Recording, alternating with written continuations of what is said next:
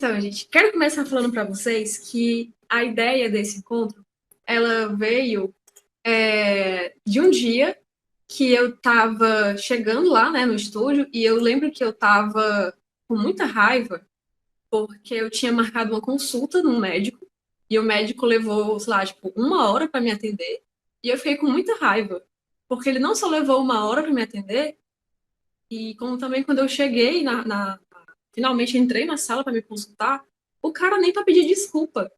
Eu fiquei com tanta raiva, porque, tipo assim, beleza, você é atrasado, às vezes acontece, mas a pessoa não se dá o trabalho de pedir desculpa. E aí eu fiquei indo pro estúdio com isso na minha cabeça, puta, aí eu cheguei no estúdio e falei, Daniel, já tenho a ideia pro próximo estúdio de portas abertas. Vai ser sobre profissionalismo. Eu tô falando toda essa história, que parece que não faz o menor sentido nesse momento, mas eu prometo para vocês que vai fazer lá na frente, tá?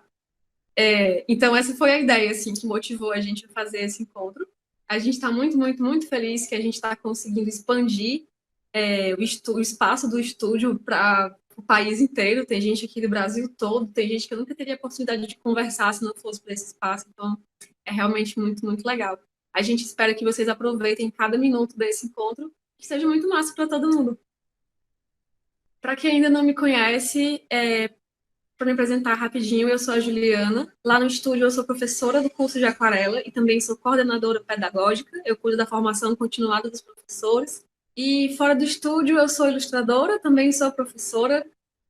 Alguns dos meus principais trabalhos envolvem clientes como a Faber-Castell, Maurício de Souza Produções, Marisa, Ipanema, Editora Record.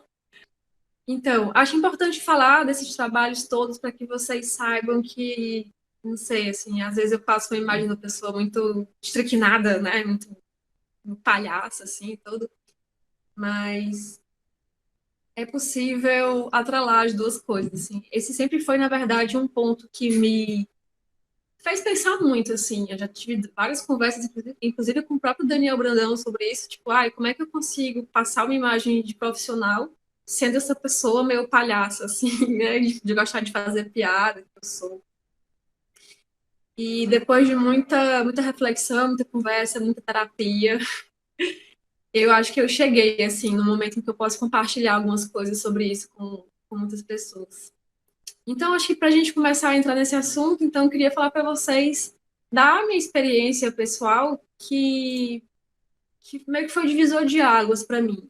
De quando o desenho, para mim, deixou de ser somente um hobby e passou a ser o meu trabalho, né? Como foi que eu passei, quando foi, como foi que eu passei a encarar isso como realmente uma atividade profissional.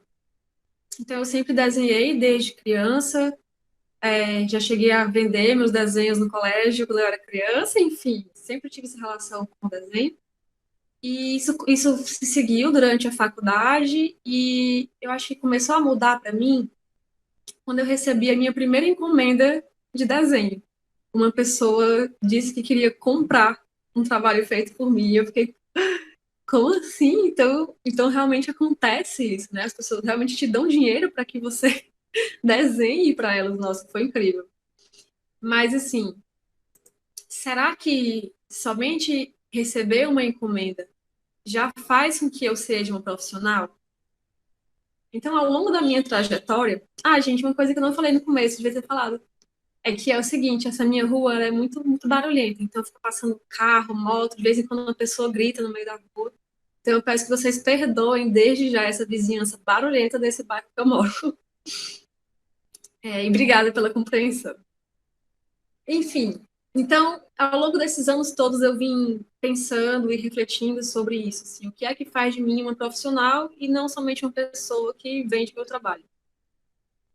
E eu separei para vocês alguns pontos que eu acho que eles são fundamentais para a gente entender e assimilar e tentar, quem sabe, pôr em prática, né? Que seria o melhor e seria excelente se eu conseguisse passar isso para vocês, sabe? Fazer vocês entenderem a importância disso. Então, a primeira coisa que eu quero falar para vocês é sobre a vitrine, entre aspas, né?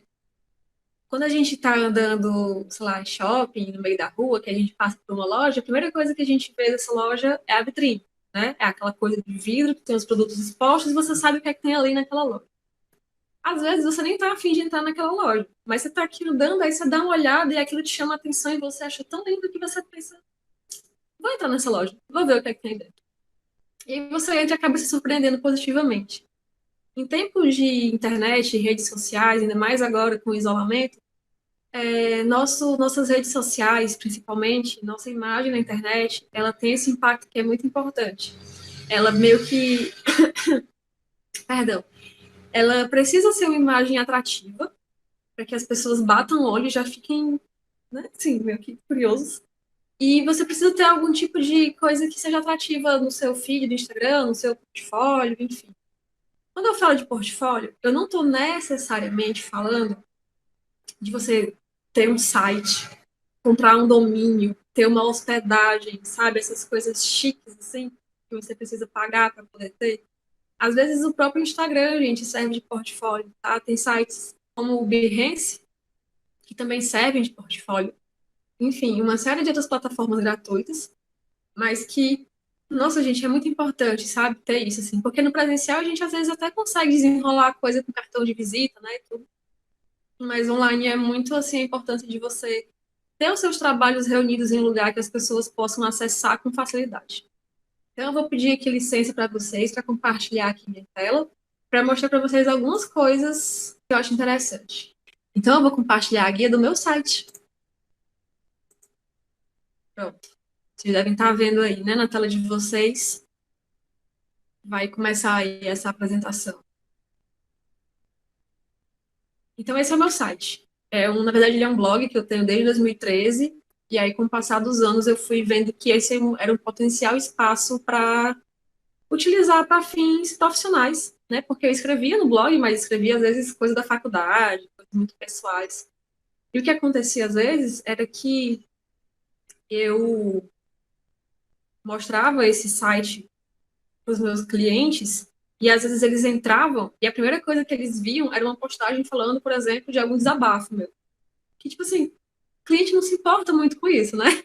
O cliente quer ver seu trabalho, quer saber onde é que ele pode encontrar você, o que ele pode saber sobre você, como é que ele pode me contactar. E aí, ao longo dos anos, eu fui tomando essa decisão de transformar esse blog num site.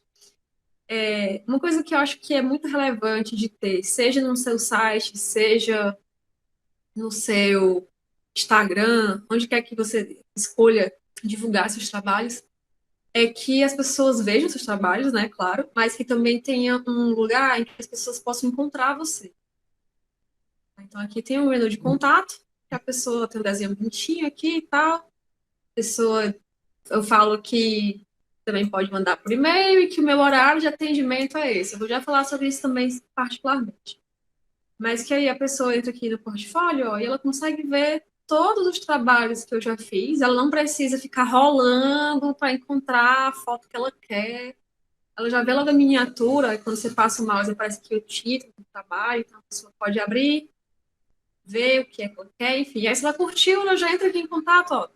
Show. Mas nem sempre você vai ter, assim, a disponibilidade de ter um site, né? Então, às vezes você vai ter que usar, sei lá, seu Instagram, por exemplo. Pronto. Esse é o meu perfil do Instagram. Bonitinho, coloridinho, a bonequinha ali, né, e tal, mas vocês vão ver que ele tem aqui as coisas que são mais relevantes sobre mim, né, que é o meu nome, de onde eu estou escrevendo, o que é que eu sou, o que é que eu faço da vida. Como eu sou professora, eu achei interessante botar a hashtag Aprendi Caju, que é a hashtag onde ficam reunidos os trabalhos dos meus alunos e pessoas que não são minhas alunas, mas que aprendem pelos meus tutoriais. O meu contato, que apesar de ninguém ler, eu gosto de deixar ele aqui. E o link direto para o meu portfólio. Como eu tenho o meu portfólio separado do Instagram, isso permite que o meu Instagram também possa ser um espaço um pouco mais, vamos dizer assim, qual é a palavra? Quando você pode conversar e falar de outras coisas mais pessoais, informal. Que ele possa ser um espaço mais informal. Então, eu posso postar bastidores dos meus processos, desabafinhos, coisas que foram acontecendo. E não necessariamente um trabalho pronto, concluído, né? Com todas as suas etapas. Acho interessante também falar que nos destaques também tem tudo que a pessoa precisa saber sobre o meu trabalho, que são os resultados dos meus alunos, né? Para as pessoas saberem, nossa, ela é realmente uma boa professora, olha o que os alunos conseguem fazer. Especialmente nesse momento, eu deixei esse aqui em casa, que é com um desenho que eu disponibilizei para as pessoas imprimirem quando eu vim em casa. E aí tem dicas, que é onde eu posto de fato as minhas dicas. Mailing, que é onde as pessoas podem se inscrever para receber atualizações dos cursos e produtos da lojinha e as novidades por e-mail, né? É uma lista de e-mails. As bolsas dos meus cursos, que eu ofereço para pessoas negras e ou trans, e as regras de compartilhamento da imagem. Ou seja, basicamente, tudo que a pessoa precisa saber sobre mim está aqui também, no Instagram. Então, tipo, se a pessoa de repente está aqui no feed, encontrou um desenho meu, achou bonitinho e quer saber mais, tudo que ela precisa saber sobre mim tá ali, logo de primeiro. E não só nessa parte inicial, mas aqui no feed também. Se você rola meu feed, você vai ver que existe uma coerência que varia entre processos, vídeos da ilustração finalizada, a própria ilustração finalizada e dicas. Então, a pessoa bate o olho nessas primeiras 3 linhas, né, de publicações minhas, ela já sabe o que ela pode esperar desse perfil. Tipo, não tem uma foto dos meus gatos aqui, sabe? O máximo que tem, assim, de exposição minha é quando eu falo dos meus alunos, por exemplo, ou eu falo de alguma coisa dos meus processos criativos que deram errado, como é o caso dessa foto aqui. Mas, assim, todo o restante vocês podem perceber que é ilustração finalizada, vídeo da ilustração, processo. Rascunho, processo, finalizada, aí tem dicas. Né? Então, tudo isso não está aí meio que pela sorte, sabe? Eu realmente faço um planejamento para que haja essa coerência, sabe, no feed, para que haja essa constância, essa unidade, né? Porque o legal é as pessoas baterem o olho e reconhecerem que aquilo ali é o seu trabalho, mas assim, baterem o olho e reconhecer e já saber o que elas vão encontrar ali. A analogia da loja é muito boa, sabe? Você passa por uma loja que na vitrine tem sapato, você não vai esperar entrar na loja de sapato e encontrar para vender empada de frango, né? Seria perfeito, mas muito inesperado também. Então, você passa pela vitrine de sapato, você quer ver sapato, né? É mais ou menos isso, assim. E tem uma terceira tela que eu queria compartilhar com vocês, que é dessa plataforma que eu mencionei anteriormente, que é do Behance, ou Behance, nunca sei como é que fala direito esse negócio.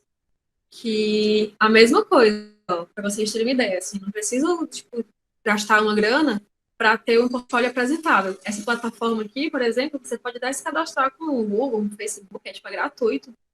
Você cria aqui o seu perfil, aí de novo, você fala o que é que você é, o que é que você faz da vida.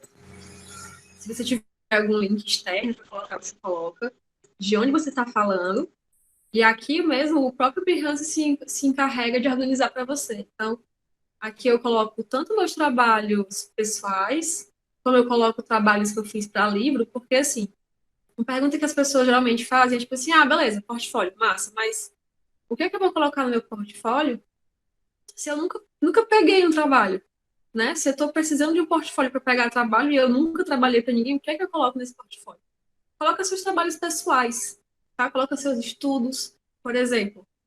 Antes de eu pegar a ilustração, trabalho de ilustração para livro infantil, que é o que eu sempre quis trabalhar, eu fiz alguns trabalhos até não remunerados para poder prospectar cliente, né? Prospectar é uma palavra que a gente usa muito no mercado que tem a ver com realmente você buscar esses clientes, caçá-los e mandar e-mail, perturbar e tal. Eu também vou falar um pouco sobre isso no final. Mas, então, esses trabalhos pessoais eu fiz para prospecção de cliente. Esse aqui, por exemplo, eu fiz para um professor, que por acaso é meu companheiro, para ele usar na sala de aula com os alunos dele.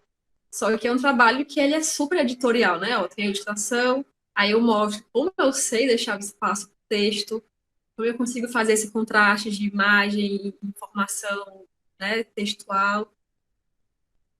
E mostro também aqui o processo, né, algumas fotos das ilustrações que são tradicionais, feitas em aquarela, que a pessoa passa por isso que ela fica, nossa, ela faz tudo à mão, que lindo, meu Deus, né? os detalhes de perto. Então, só para vocês terem uma ideia, ó, só nesse projeto, eu mostro para o meu cliente que eu sei fazer uma ilustração, trabalhar com técnica tradicional, que eu sei digitalizar essa ilustração, que eu sei tratar essa ilustração digitalmente, que eu sei inserir ela num arquivo que vai virar um material de apoio para a sala de aula, e que eu não só sei fazer tudo isso, como eu também sei inserir o próprio texto aí dentro. Tipo assim, nem é minha obrigação como ilustradora, mas olha, cliente, como eu sei fazer tudo isso, veja. E eu falo tudo isso sem dizer propriamente, vocês estão entendendo? Com as próprias fotos, o próprio jeito que a gente apresenta o trabalho, isso fica claro. E, poxa, gente, sabe, a minha ideia era assim, era mostrar para vocês como a gente consegue mostrar muita coisa do nosso trabalho para um cliente sem necessariamente usar um trabalho que a gente de fato fez e sem precisar explicar muito também, porque a real é que esse povo não tem muito tempo, né? Quando você manda portfólio, por exemplo, para a editora, eles não vão ficar rolando, contemplando, ai, que lindo, eles não. Eles vão olhar, tipo assim, isso aqui serve para o que eu quero, sim, não. Então, assim, tem essas possibilidades, e eu também queria mostrar para vocês outra coisa, que são os portfólios que eu faço especificamente para determinadas funções.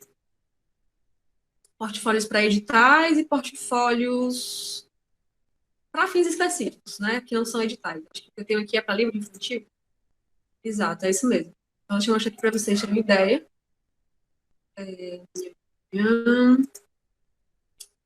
Tá, compartilhar. É isso mesmo, compartilhar. Eu vou mostrar aqui para vocês esse portfólio aqui, ó.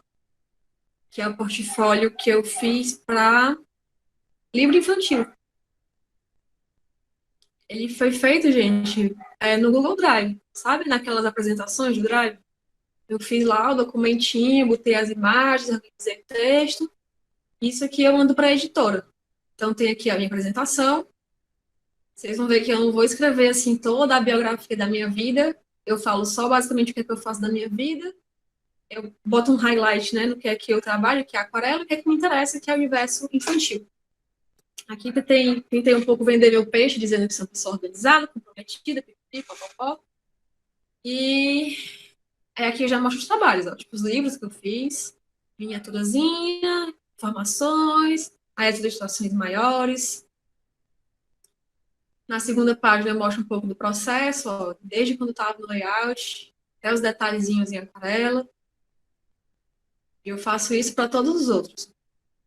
Vocês vão ver que é um documento que ele é muito pequeno, mas que ele tem tudo que o meu cliente precisa saber sobre mim, sabe?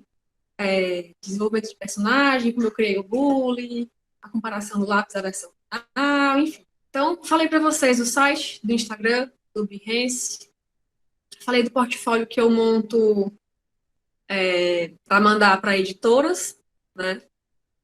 Para vocês verem que, assim, a gente pode, às vezes, criar uma coisa, tipo, muito bonitinha com recursos poucos, como é o caso do Drive, por exemplo, né? Eu só tinha as ilustrações, basicamente, e eu organizei de um jeito que ficou super apresentável. Preciso falar para vocês, então, sobre o segundo ponto, que é o ponto do atendimento, que é outra coisa que eu percebi que faz muita diferença nessa história de você ser um profissional. O que acontece? A gente que é freela, a gente geralmente trabalha de casa, né? Eu trabalhei de casa a minha vida toda. E no começo eu tinha muito assim uma necessidade de estar muito disponível para as pessoas o tempo inteiro. Mas eu queria estar o tempo inteiro ali respondendo mensagem no Facebook, no Instagram, e eu fui percebendo que eu ia perdendo a minha vida enquanto eu fazia isso. Então, uma coisa que eu acho importante dizer para vocês é que criar um horário de atendimento e se ater a esse horário é uma das coisas mais libertadoras que você vai poder fazer pela sua vida profissional. E também pelo seu cliente, não só por você. Porque se o meu cliente sabe que eu só atendo nos dias úteis, de 11 da manhã, né, até meio-dia, ele pode morrer de me mandar mensagem que eu não vou responder. E tipo assim, você fica, nossa, mas Juliana, mas eu não vou perder meu cliente assim? Se a pessoa lhe contratou e você deixou claro desde o primeiro momento que esse é seu horário de atendimento, Se a pessoa não atender, aí vocês vão ter que escolher se vocês querem ganhar dinheiro ou ter saúde mental. Mas eu tenho tentado muito educar meus clientes para eles sempre saberem que eu só vou atendê-los de horário tal. Nesse momento de transição, especialmente, eu realmente não estou conseguindo ficar só em uma hora. Eu estou acabando atendendo mais tempo, mas sempre em horário comercial, gente. Porque a pior coisa que pode acontecer com vocês, eu acho que o Jonas vai começar a chorar nesse momento, é receber mensagem com cobrança de cliente domingo à noite. Nossa, ninguém merece. O povo tende muito a achar que o nosso trabalho não é um trabalho. É tipo assim, nossa, mas você gosta tanto de fazer, então não é nem um trabalho, né? Aquele ditado horroroso, tipo, ai, trabalhe com o que você ama e você nunca vai precisar trabalhar. Mentira. É assim, ó, trabalhe com o que você ama e você vai trabalhar 24 horas por dia, você não vai ter paz na sua vida. Um ditado que eu acho mais interessante do que esse, inclusive, é o que fala que trabalhar com o que você gosta é como colocar a sua música favorita como despertador do celular. Então, muito importante definir esse horário de atendimento. Tem gente que curte atender pelo WhatsApp. Eu sou completamente contra atendimento pelo WhatsApp. Apesar de que agora tem o business, né? E você pode usar o business, mas mesmo assim eu não tenho condições, porque as pessoas não têm noção, as pessoas mandam mensagem para você de madrugada, mandam mensagem de voz, você tem que parar tudo que você está fazendo para ouvir o que a bonita está dizendo, né? Então eu continuo firme e forte, espalhando a palavra do e-mail, que é por onde eu consigo organizar tudo, definir um horário para eu me sentar nessa cadeira que eu estou aqui, responder todo mundo. Eu consigo programar mensagens automáticas, eu consigo programar e-mails. Então, às vezes, tipo assim, eu sei que a minha segunda-feira, por exemplo, vai ser um dia muito lotado, ou então um dia que eu só não tô a fim de trabalhar, porque a gente que é freela tem esse direito, né? Então, às vezes, domingo, eu saio programando todos os meus e-mails para segunda-feira. E aí, segunda-feira, eu fico livre. Então, muitas vantagens. Fica muito mais fácil você encontrar as informações, tipo, quando é encomenda, né? A pessoa, mas a pessoa manda no e-mail aleatório uma referência. Se for no WhatsApp, gente, até você encontrar isso, meu Deus do céu. No e-mail é muito mais fácil. Você procura assim no Ctrl F, no instante você encontra, né, na ferramenta de busca. É bem mais tranquilo. Uma coisa também que eu acho importante falar é o tempo de resposta. Porque nesse momento que a gente vive também, esse rolê do imediatismo, né, é algo muito presente. Então, assim, eu tento me forçar muito para que, em situações normais, o meu prazo máximo de resposta seja de 24 horas úteis. Ou seja, se a pessoa me mandar um e-mail pedindo orçamento na sexta-feira, às 17h59, ela só vai receber resposta na segunda-feira, às 10 horas da manhã. Nossa, Juliana, mas mesmo se for o projeto da sua vida, se for o projeto da minha vida, aí eu respondo dizendo: oi, desculpa, que meu expediente, olha que chique expediente. Meu expediente está encerrando agora. E eu queria te pedir, te agradeço pela mensagem, mas segunda-feira eu te respondo no horário comercial, tá bom? Dá uma alfinetadazinha assim do leve. E segue a vida, gente, porque se você começa, o problema assim, eu tô pensando que essa reunião tá muito voltada para as pessoas que estão começando, tá? Então, se você tá começando e você já começa, tipo, não, tá bom, eu te atendo sexta-feira à noite, sim, não tem problema. Se você já começa nisso, você faz esse trabalho com esse cliente vai te recomendar para outro cliente e vai dizer, olha, ele atende na sexta-feira à noite, viu? E aí você perde o controle da situação. Jonas enxuga lágrimas. Porque é isso, as pessoas se comunicam. Então, assim, basta você pegar o primeiro trabalho para começar as pessoas a falarem sobre você. Isso, especialmente se você fizer um bom trabalho, tiver um bom atendimento, né, for um profissional, a tendência é que você pegue cada vez mais trabalho, assim, sabe? Então, é muito importante estabelecer esses limites logo no começo, sabe? Deixar essas linhas muito bem estabelecidas, porque aí depois a pessoa não pode reclamar, né? Tipo, nossa, mas você não me atendeu domingo à noite? Então, trabalhador comercial, tem aqui, ó, nos meus termos de serviço, que é a próxima coisa que eu quero falar para vocês sobre a importância. Olha só, depois de muita dor de cabeça, muito quebrar a cara e muito levar calote de cliente, e-mail desaforado, sabe? Toda sorte de situação, eu resolvi redigir esse documento que eu acho muito importante que vocês tenham, que é o contrato de prestação de serviços. É basicamente dizendo o que é que você faz, o que é que você não faz, como é que você atende, qual é o seu tempo de resposta, qual é a licença de uso da imagem que você oferece para esse cliente, né? Se é uma imagem que ele vai poder vender. Então, fica tudo aqui, ó. Tipo, eu explico as etapas do meu trabalho, como é que eu fico isso, vou falar com vocês também sobre prazo, cancelamento, divulgação, pipipi. E o mais importante desse arquivo. Ao aprovar o orçamento e dar início ao projeto, você declara concordar integralmente com os termos descritos nesse contrato. Ou seja, quando eu passar para a pessoa aqui o meu orçamento, que é isso aqui, ó. Então, quando eu passar para a pessoa o meu orçamento, não importa se a pessoa não leu meus termos de serviço, no orçamento tem aqui, ó. Ao aprovar o orçamento, a cliente declara estar de acordo com os termos de uso do meu trabalho. Ai, mas eu não sei qual é o seu termo de uso. Tem aqui, ó. Clique no texto sublinhado para ler. Se você clicar aqui, você é direcionado para aquele arquivo que está lá no Drive. Assim, gente, pode parecer um pouco assustador nesse primeiro momento, e vocês agora podem estar olhando para mim como se eu fosse uma pessoa muito malvada, né? Mas não sou. E é assustador no primeiro momento, mas vão por mim. É muito difícil ter que chegar nesse ponto, de ter que redigir esses documentos com essa necessidade tão grande de proteção, sabe? Porque vocês não podem esquecer que vocês estão trabalhando com pessoas, e as pessoas às vezes são loucas. Ou se fazem de louco, né? Então você tem que realmente se proteger, assim, o máximo que você puder.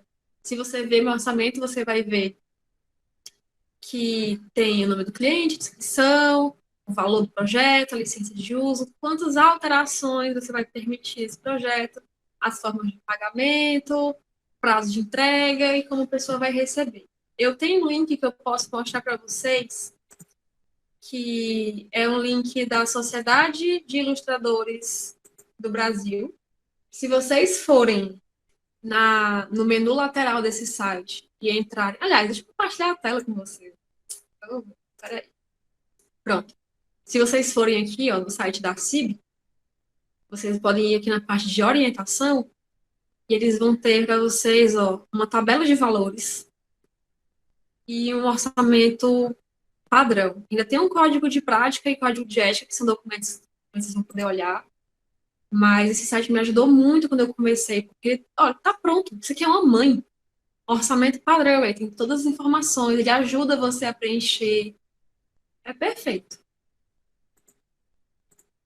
Então, essa documentação é muito importante de vocês terem, porque, tipo assim, se o cliente quiser meter o louco, você tem isso aí para se proteger. E às vezes acontece do cliente, tipo assim, querer sumir, ou então sumir durante 30 dias, aí depois aparece, aí fica, ai, mas é o meu trabalho, meu filho, você passou um mês longe, no meu contrato diz que eu me reservo no direito de arquivar, entendeu? Então você fica resguardado dessas situações. O quarto ponto que eu quero falar para vocês, são 6, né? O quarto ponto que eu quero falar para vocês é sobre como você meio que dividir o seu trabalho para meio que vender ele para o seu cliente, sabe? Eu acho muito importante vocês terem isso para vocês também, porque ajuda vocês a se organizarem e vocês a dividirem as etapas do trabalho. Então, vou compartilhar com vocês como é que eu faço atualmente. Tá dando para ver aí? Tá, né?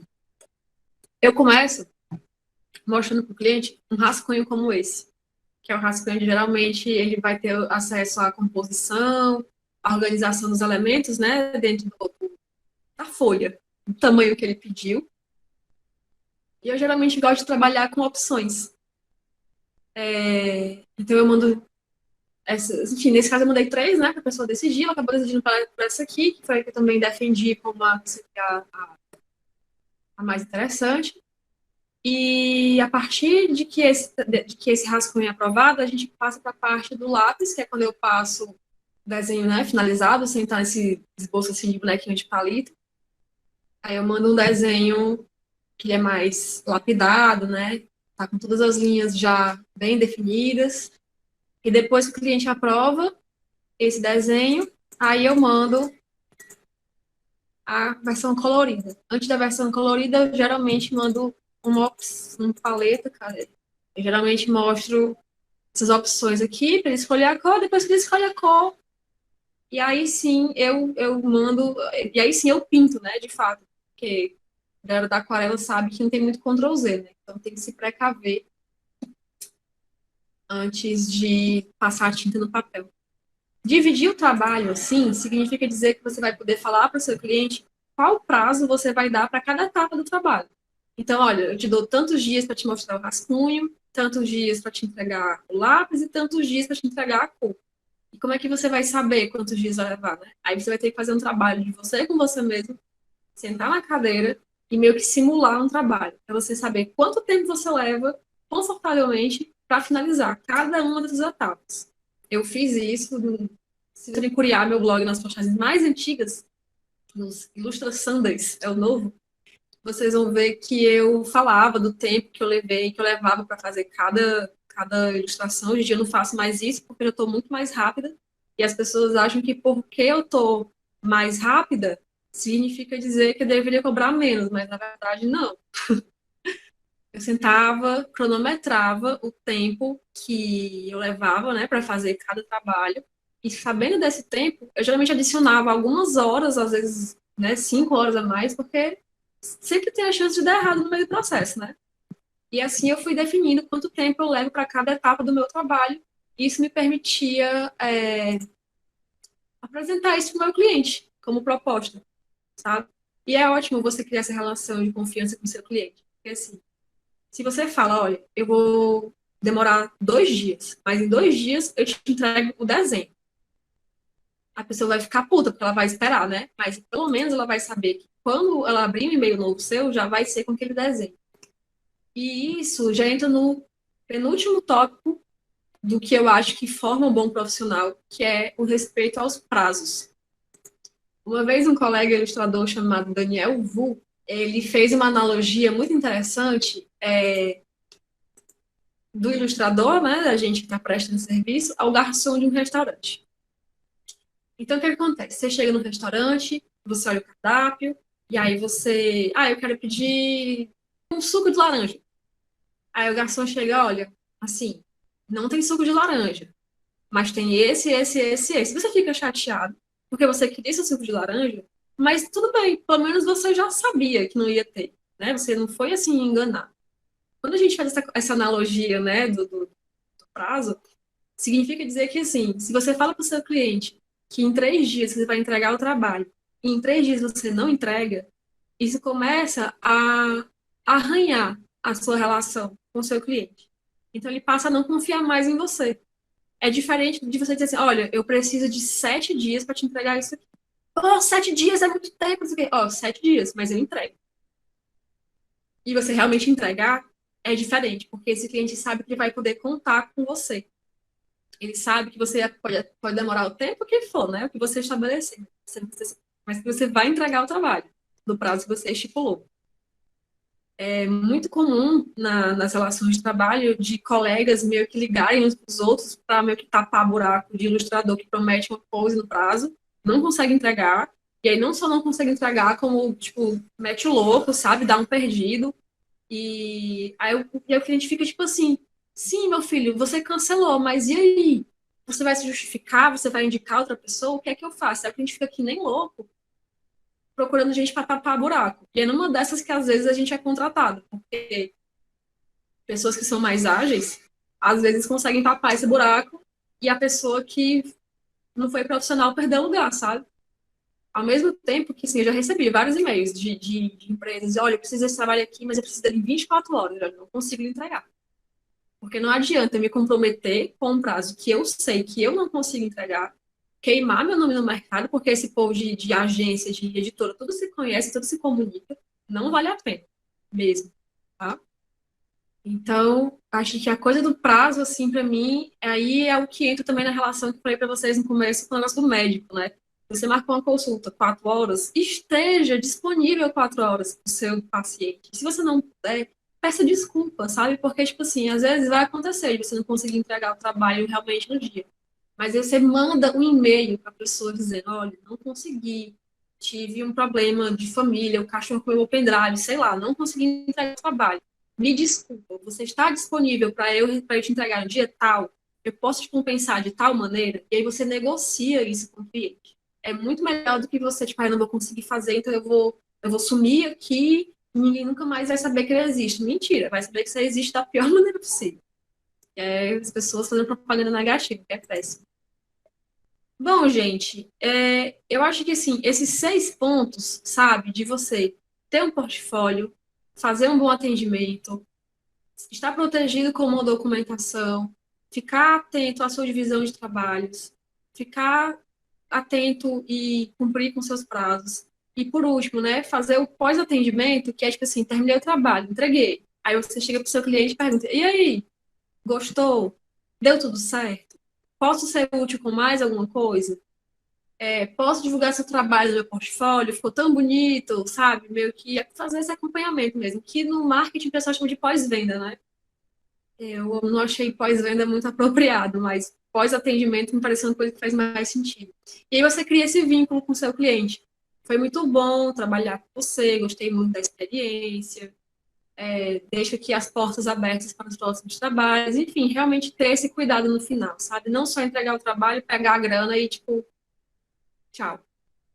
Então, esses 6 pontos são o que eu realmente acho que formam um bom profissional, sabe? Eu acho que é o que diferencia um profissional de ilustração de uma pessoa que está vendendo trabalho.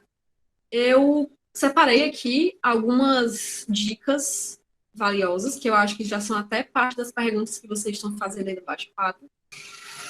Acho que a que vocês devem estar mais assim, com sangue no olho procurando, é a de como precificar, né, o trabalho. Então, esse site aqui, ó, minha hora entre outros.com, você consegue calcular o valor da sua hora de trabalho. Mas, assim, precificar um trabalho é saber o preço da sua hora de trabalho. E aí você, naquele negócio que eu falei para vocês saberem quanto tempo vocês levam para fazer cada etapa, me ajuda vocês a calcular o preço do valor final, né? Tem alguns outros sites também que são sites meio que de apoio. O próprio site da CIB, né? Tem a tabela. Tem uma tabela que eu acho muito boa também, apesar de ser um sonho, que é a tabela da Degraph. A tabela da Degraph que tem uma relação muito boa aí de quanto cobrar por cada serviço. Isso pensando no fim mais comercial, né? Tipo, embalagem, capa de CD, capa de livro, enfim. São valores que vocês podem tomar como base para tirar o de vocês. Mas, assim, no começo eu calculei minha hora de trabalho, dava uma olhada, assim, nessas tabelas que circulavam na época, e eu tentava fazer uma aproximação, porque eu estava começando. Então, eu não podia cobrar tão alto quanto o meu colega que já estava no mercado há 10 anos, por exemplo. Mas também eu não podia cobrar R$ 10 na ilustração, né? Então, eu tinha que fazer esse balanço, assim, e com os anos, eu fui criando a minha própria tabela. No Drive também, super simples. Então, isso é uma coisa que fica comigo também, eu não mostro isso para o cliente. Quando o cliente pede um orçamento, eu recorro à minha própria tabela e dou uma olhada nesses valores que eu já calculei e passo para o cliente. Vão ter clientes que você vai ter que cobrar mais, né? Sei lá, vamos supor que você pegou um trabalho para a Coca-Cola e o valor da sua ilustração, um retrato de rosto, sei lá, é R$ 300. Você não vai cobrar R$ 300 para Coca-Cola, tá? Não cobre, por favor. Você vai ter que botar aí uma taxa proporcional, né? Você vai ter que ter uma porcentagem a mais, porque é uma marca que vai comercializar o trabalho em escalas, assim, tipo, gigantescas, né? Mas, ao mesmo tempo, você, de repente, tipo, se é um trabalho para um colega seu que está começando o serviço dele e você também não tem portfólio, e aí o cara não pode te pagar. Então, de repente, vocês juntam essas duas coisas e você meio que faz o trabalho para a pessoa, ou pagando, ou cobrando a mixaria, ou não cobrando nada, e acaba ganhando um trabalho para você colocar no portfólio. Então, vão ter relações que vão valer muito a pena de você ter. É algo realmente é você balancear, sabe? Mas, assim, a dica é, fica de olho nessas tabelas, tá? E calcula a sua hora de trabalho. Calcular a hora de trabalho é a dica mais importante que eu tenho para dar. Porque, assim, você não vai, tipo assim, você pode somar todas as contas da sua casa, não vai dar R$ 10 um trabalho seu, sabe? É impossível. A não ser que você realmente não pague conta nenhuma, não gaste dinheiro com nada. E ainda assim não cobre R$ 10 no seu trabalho, porque você acaba com a gente, com o mercado, né? Mas calcular a hora de trabalho, ter clareza quanto ao tempo que você leva para fazer essa licitação, e isso vai te dar o preço bruto dessa licitação, né? E aí você vai adicionando taxas a depender do cliente, a depender do serviço, da dificuldade. Beleza. Aí as últimas coisas que eu queria falar para vocês, na verdade, são as dicas, né? que é você ter uma agenda. É uma coisa extremamente importante você ter uma agenda, porque isso ajuda você com os prazos, ajuda você a organizar seus trabalhos, ajuda você a poder visualizar melhor no calendário quando você vai poder entregar trabalho para o cliente, se você vai poder pegar novos trabalhos, o tempo que você vai ter para você descansar, que é importante também, né? Organizar um cronograma. Ah, esse dia aqui eu vou só estudar, esse dia aqui eu vou atender e vou trabalhar. Enfim, ter uma agenda facilita muito. Até vi um tweet esses dias que eu ri muito, né? Que era um colega que tweetou dizendo assim, ai, tenho muita pena das pessoas que gastaram dinheiro com planner para 2020. Eu, gente, mas o meu, eu entendi a piada, certo? Mas o meu, ele tá todo rabiscado, porque todos os dias eu escrevo o que é que eu vou fazer naquele dia. Isso me ajuda muito a ver o que eu tenho para fazer, a não descumprir prazo com o cliente, a ficar em dia com os meus alunos, né, com o estúdio também, com a minha vida pessoal. Todas as minhas atividades ficam bem organizadas. Você não precisa necessariamente ter uma agenda física, como essa minha, você pode usar a agenda do Google Agenda, tem vários aplicativos, né? O Trello. Eu estou batendo muito nessa tecla da organização e do comprometimento com o prazo, porque, sério mesmo, às vezes, um profissional que tem um trabalho incrível e ele não tem organização, ele é uma dor de cabeça para um cliente. Então, às vezes, a gente que está mais no começo, mas que é organizado, que é comprometido, que entrega as coisas nos prazos, a gente é um potencial profissional que a pessoa vai contratar, porque sabe que você entrega as coisas, sabe? Então, é realmente muito importante cuidar de todos esses aspectos. E, gente, eu acho que, assim, com isso, eu fecho tudo que eu queria falar para vocês, das coisas que eu aprendi durante esses anos de trajetória, sobre o que eu considero importante para que você passe uma imagem profissional para o seu cliente, sobre portfólio, trabalho. E eu queria agora dar uma olhadinha aqui no bate-papo para eu ver as perguntas que vocês fizeram. E eu quero escolher algumas que acho que vão somar bastante aqui, que eu já li por cima. E eu queria escolher algumas para responder. Nossa Senhora, vocês perguntaram tanta coisa. Pronto, tem uma pergunta que eu acho que é a primeira do tópico, que muita gente perguntou, que é como conseguir novos clientes, certo? Foi uma pergunta que veio, deixa eu ver aqui, é muita gente. A Brígida Argiona, olá Brígida, eu espero estar falando seu nome corretamente, perguntou isso primeiro e a pergunta voltou várias vezes com outras pessoas, então acho que vale a pena responder essa primeiro. Massa. A Brígida confirmou aqui a pronúncia do nome dela estava correta. Que bom, querida. Valeu, Brígida. Então, Brígida e demais pessoas que fizeram essa pergunta, Lu, obrigada por esse help aí da pergunta, tá? Como conseguir clientes? Eu podia dizer para vocês que é só postar seus trabalhos nas redes sociais que alguém vai te contratar eventualmente. Isso faz um pouco de sentido. Porque, de fato, se você está presente em rede social, se você usa hashtag, se você participa dos desafios, né? Enfim, se você está por ali naquela área, eventualmente alguém vai te encontrar e vai te acabar entrando em contato, pedir um orçamento. Foi assim que eu comecei. Eu comecei publicando meus trabalhos no Instagram e aí alguém pediu encomenda e desde então eu não parei. Mas, assim, eu acho que, não sei se estava se referindo a clientes, pessoas físicas ou empresas, porque, assim, com pessoa física, funciona muito esse rolê de você postar em rede social. Você usa as hashtags, ilustração personalizada, retrato e não sei o quê. Você usa as hashtags e as pessoas chegam em você. Você pede para os seus amigos, para os seus familiares, ajudarem divulgando o seu trabalho, em grupo de WhatsApp. E essa divulgação, assim, mais orgânica, vamos dizer assim, ela funciona muito para a pessoa física. Para a empresa, não sei, periodicamente, com alguma frequência, eu me sento nessa cadeira, atualizo aquele meu portfólio bonitinho que eu tive para vocês, aquele que é bem curtinho, e pesquiso, tipo, qual editora eu adoraria trabalhar? E aí eu literalmente faço uma lista. Eu pego um papel e escrevo todas as que eu quero trabalhar, faço o e-mail delas e tudo. E aí eu mando um e-mail, oi, tudo bem? Me apresento e digo, olha, eu gostei muito dos trabalhos de vocês, me identifiquei muito. Se vocês estiverem procurando ilustrador, seria uma honra fazer parte. Um textinho assim, tipo, bonitinho, sabe? E mando no meu portfólio. Eu fiz ano passado também um rolê que foi um pouco mais caro, que foi mandar alguns cartões postais com os meus trabalhos, mandar por correio para as editoras. Mas, assim, para vocês terem uma ideia, eu não recebi resposta física de nenhuma. Várias voltaram para mim, porque a pessoa simplesmente não estava no lugar. Então, o envelope voltou para minha casa. E a única que respondeu dizendo, olha, obrigada, mas a gente está cheio. É uma sequência de porta na cara, às vezes.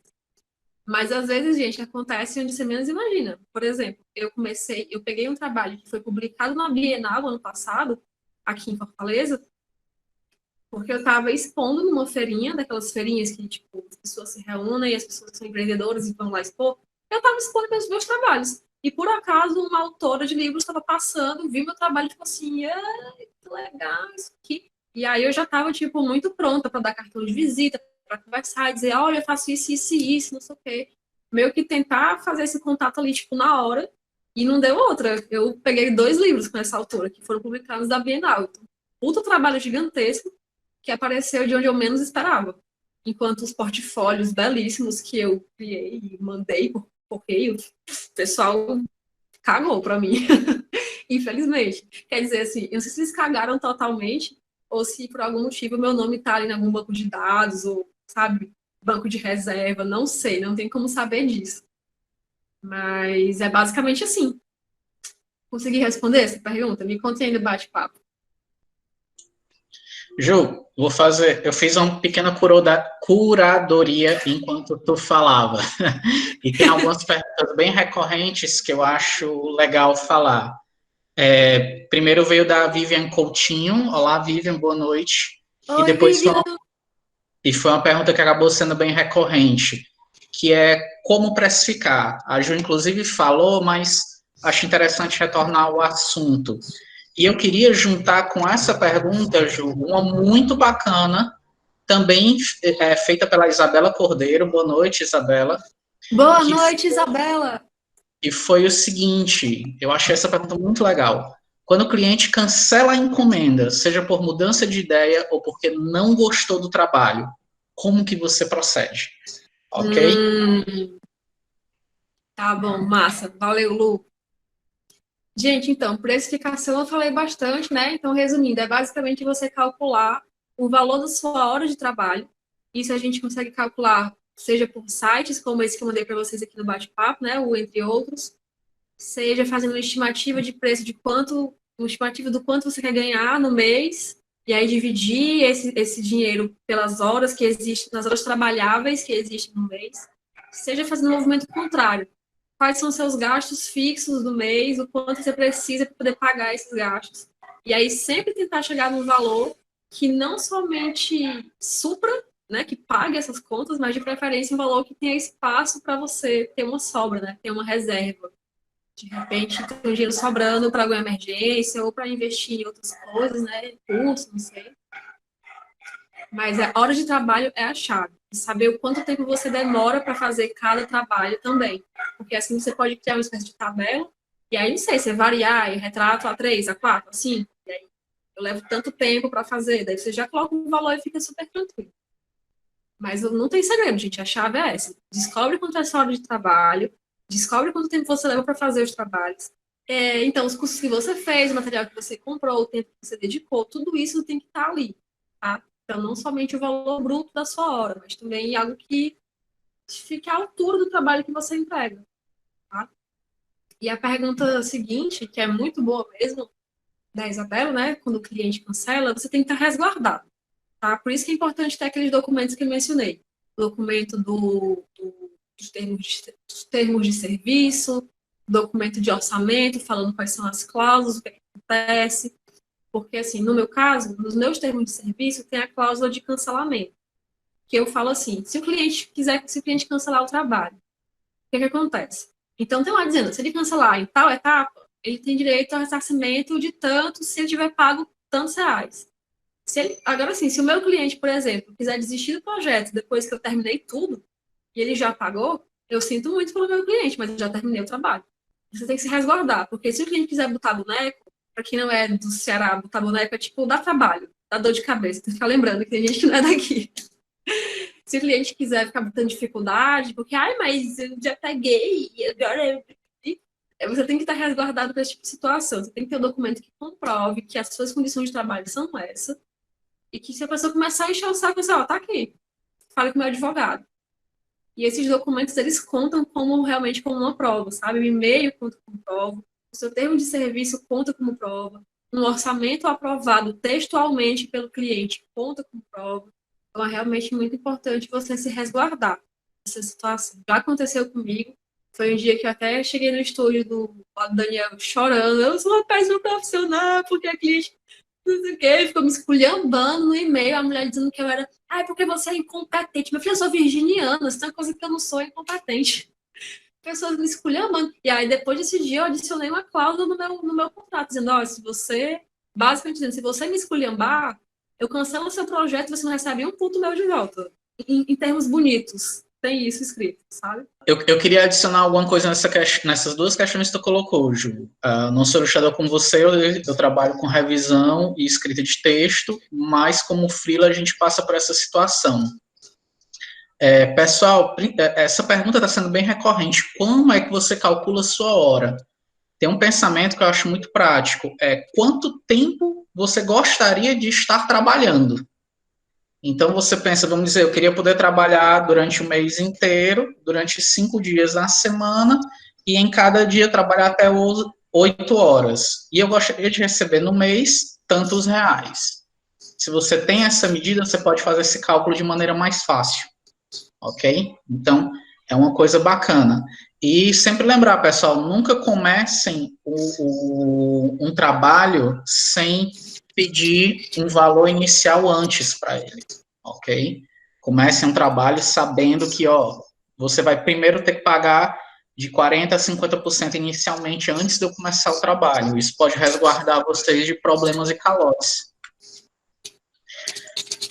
Voltando às perguntas feitas pela Ju, ou para a Ju, a Lorena fez uma pergunta que foi repetida por outras pessoas, Ju, que eu achei também uma pergunta bem legal. A Rafaela Loureiro fez a mesma pergunta, algo parecido. Obrigado. Boa noite, meninas. Que foi, melhor, que é como você cria, né, uma identidade profissional, né, uma marca, um nome, um selo, algo assim. Tem isso e como é que é isso? Nossa, que pergunta difícil, Rafa. Gente, eu acho que não tem como responder isso sem exibir alguns nudes da alma, né? Porque, assim, no nosso caso, que a gente trabalha por conta própria, a gente tem, no caso, eu tenho a minha marca, né, que é a Juliana Rabelo, mas sou eu.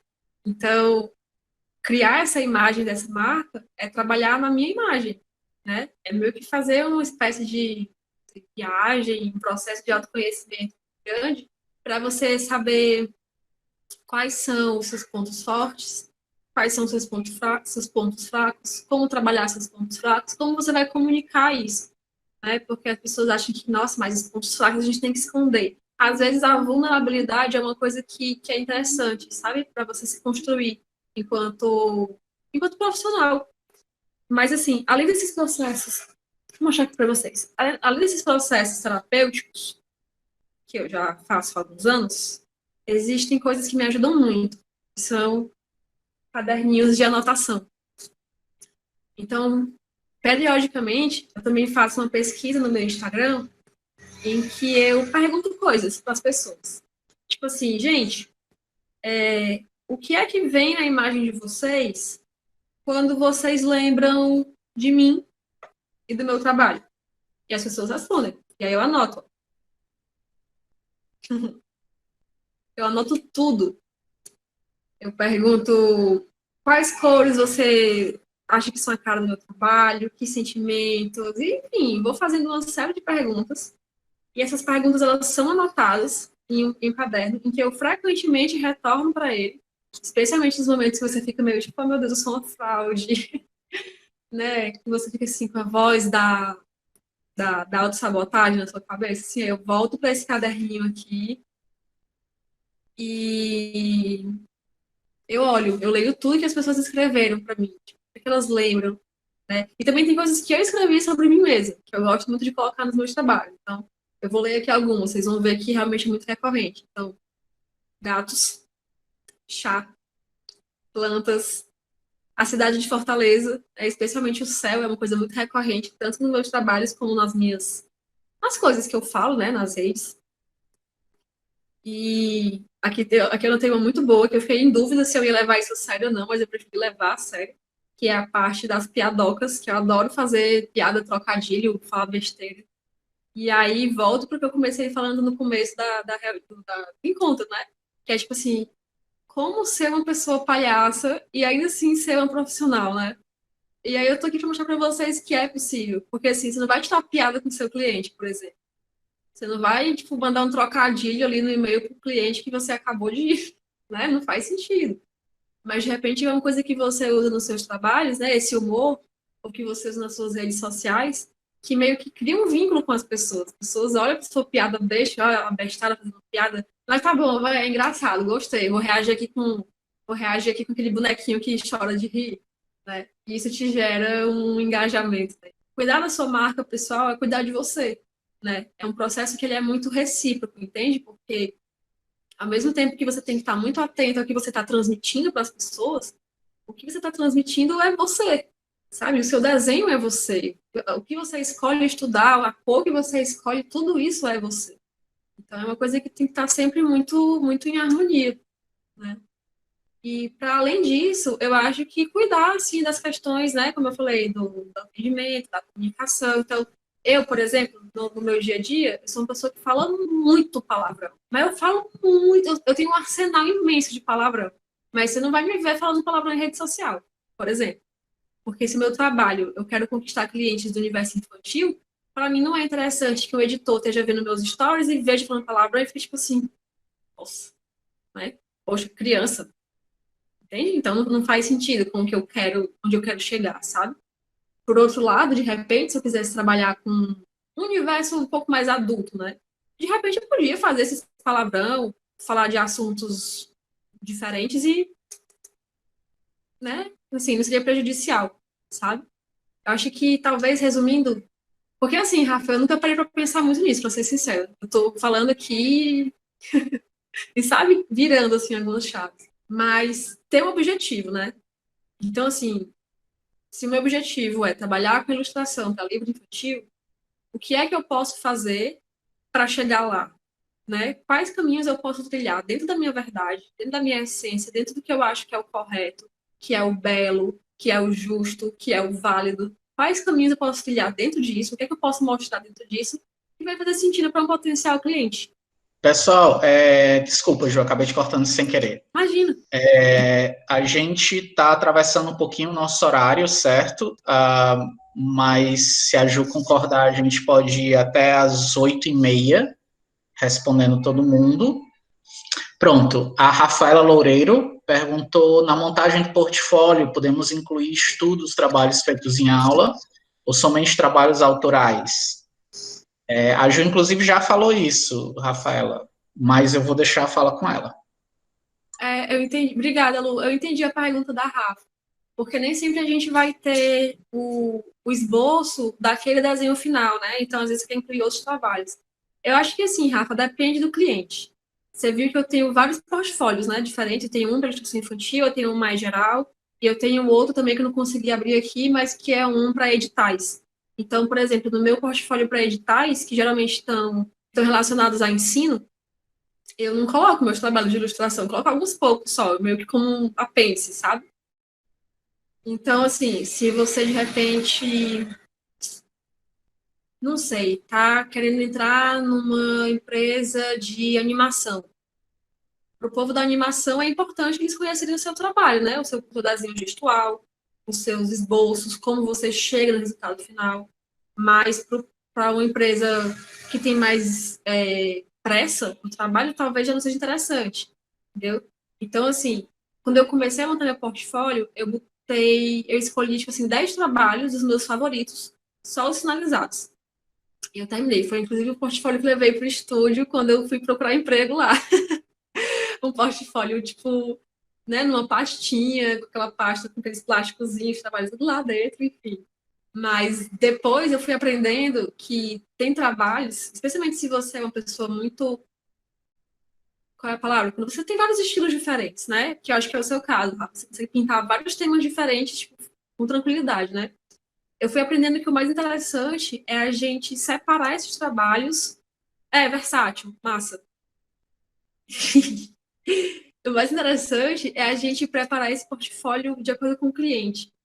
Então, tem desenhos que eu faço que não são voltados para infantil, são voltados para outras áreas. Então, esses eu não coloco, por exemplo, nos meus trabalhos de livro infantil. E assim eu vou construindo. E, tipo assim, você pode ter esse portfólio.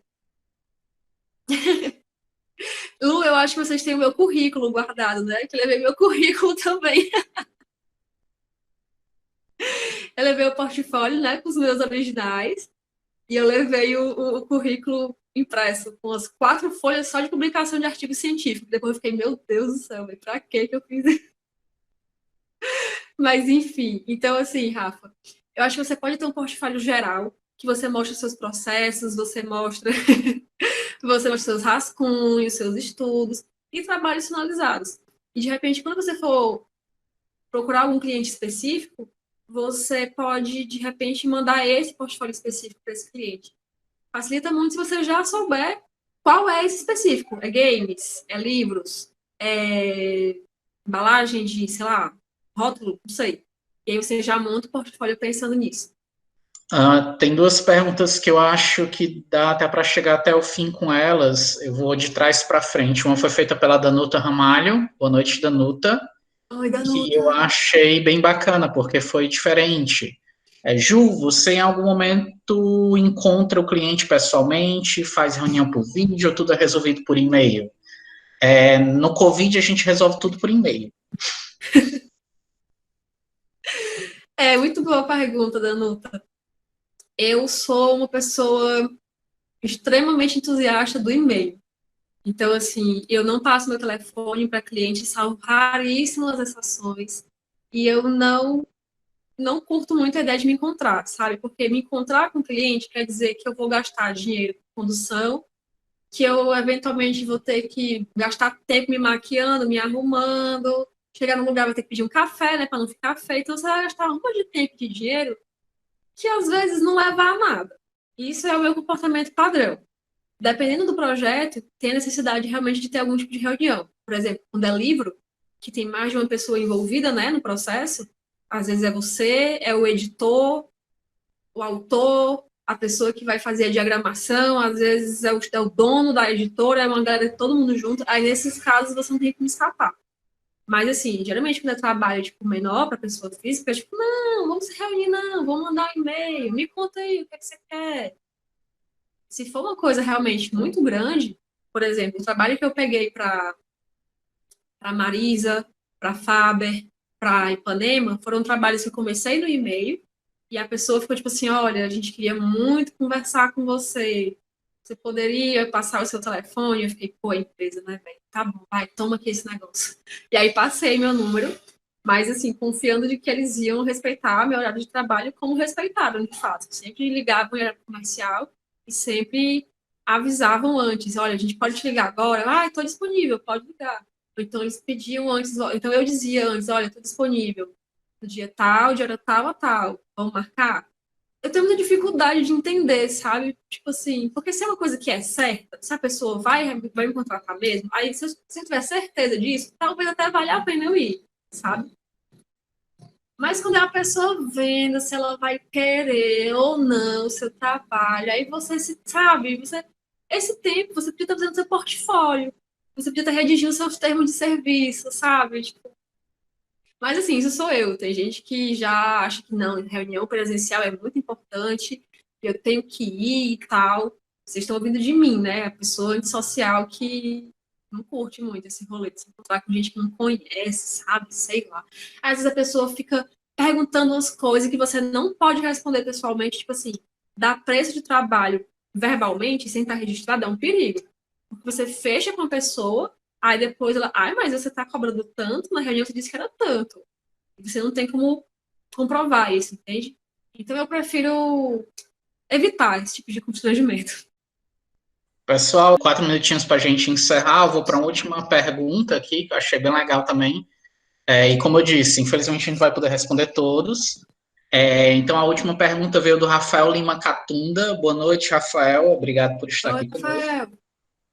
Ele pergunta o seguinte, melhor, ele fala e meio que pergunta, né? Com quanto tempo levou para, tipo, cair a ficha de que dá para viver e pagar as contas com ilustração e etc. Porque tem muito do imediatismo, quanto tempo levou para formar a carreira, para quem está iniciando e quem vai iniciar ter uma noção, né? Menina, então, eu acho muito bonito que vocês acham que eu já estou estabilizada, né? Assim, mas não tô, tá? Mas eu acho que eu fiquei atordoando com a minha própria resposta e eu perdi o fio da meada da pergunta. A pergunta era sobre. Não, quando é que caiu a ficha de que eu podia pagar as contas com desenho? Era isso, né? Mais ou menos? É por aí sim, Ju. Desculpa aí a desatenção, gente. Eu fiquei emocionada com a minha própria declaração.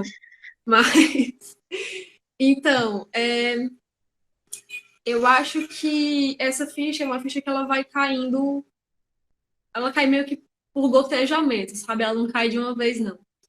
Porque vida de freela, no meu caso, porque assim, eu tenho colegas que são, por exemplo, ilustradores fixos da FTD. E esse povo não precisa mais se preocupar com muita coisa, porque a FTD é a editora de didático que melhor paga as pessoas, sabe? Mas assim, não é o meu caso. Eu não sou contratada de nenhuma editora. Então eu tenho que constantemente ficar prospectando cliente, mandando portfólio, produzindo conteúdo para angariar esses clientes. Então, essa é uma ficha que ela vai caindo devagarinho, porque tem meses que você vai pegar um trabalho muito importante, que vai te pagar não só as contas desse mês, mas os dois próximos, e você fica sem acreditar, assim, de que isso é verdade.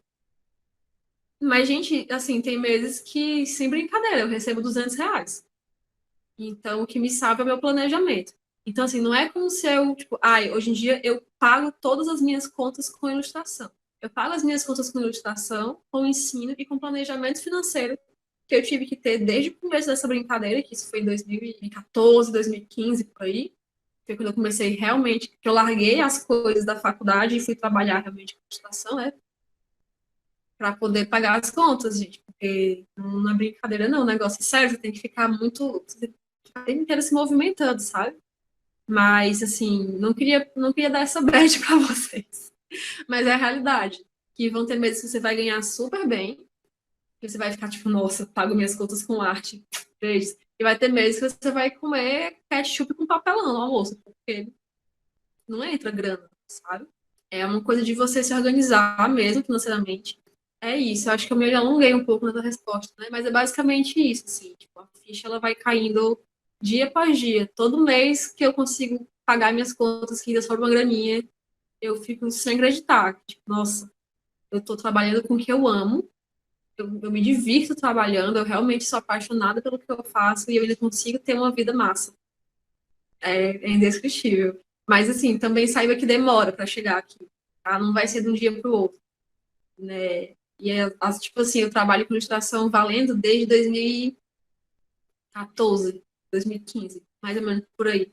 Eu só fui pegar o meu primeiro trabalho grande para a empresa em 2018, 3 anos depois de eu estar publicando meus trabalhos, de eu estar em contato com gente, divulgando. 3 anos depois veio o primeiro trabalho grande. Mas ao mesmo tempo bastou vir um primeiro, que logo em seguida vieram alguns outros. E assim, também não é constante, sabe? E também não é certeza. Na real, a vida de freela você não tem certeza nenhuma. Será que eu consigo responder uma última pergunta que não seja uma bad? Quer mais uma, Ju? Manda uma bem gostosa aí, que seja bem ursinhos carinhosos. Tem uma que eu acho que tu vai curtir, porque tem a ver com ferramentas de trabalho. As pessoas perguntaram, várias pessoas perguntaram, mas a pergunta inicial, deixa eu ver de quem veio. Veio com a Rafaela Loureiro, A que Rafa é a é, rainha das perguntas. que é uma pergunta sobre a paleta de cor. Como é que você organiza a paleta de cores, como tu estuda. Ela perguntou, inclusive, como é que tu faz essas pré-criações, né, os thumbnails iniciais. Ficou bonito em Ai, inglês? que pergunta gostosa. Se tu faz digitalmente, como é que tu organiza, ok? Amei. Amei a pergunta. Vai ser ótimo a gente finalizar com tudo.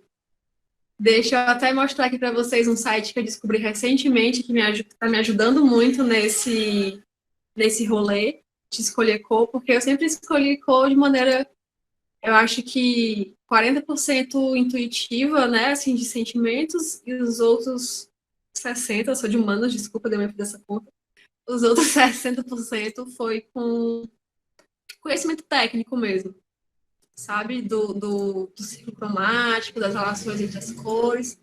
Então, recentemente eu descobri esse site aqui, que é o Colors, Colors com um O a mais, que você monta uma paleta de cores com ele a partir de uma cor que você escolhe. Aí você vai apertando na barra de espaço e vai escolhendo cores e você vai criando. Nossa, é incrível. É muito boa a curadoria de cores que eles escolhem para você.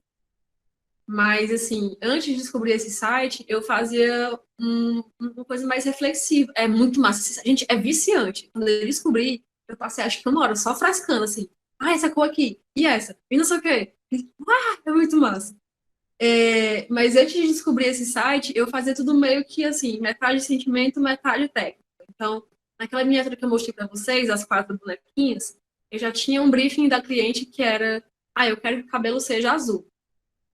Então, se você já tem a informação do cabelo azul, vou dar o um exemplo para ficar mais fácil de vocês visualizarem. Né? Se a gente já tem o exemplo do cabelo azul, a gente já tem algumas relações que a gente pode trabalhar aí. Por exemplo, a gente tem a relação de analogia. Então, eu posso usar a mesma paleta, verdes, lilazes, né? Essas cores mais próximas. Ou eu posso trabalhar com relação de oposição. Eu posso tentar laranja, os avermelhados, polir, tons amarelos. Eu posso ir para um caminho, né, complementar. Essa é a parte técnica. Mas no caso dela, era tipo assim, uma coisa que tinha a ver com um sonho, com uma felicidade muito grande, com carinho. Então eu também já sabia que por essa informação eu podia ir para um caminho de cores mais pastéis, sabe, de cores mais suaves, ou então não, uma proposta que fale mais da felicidade, da energia, com cores mais vibrantes, mais saturadas.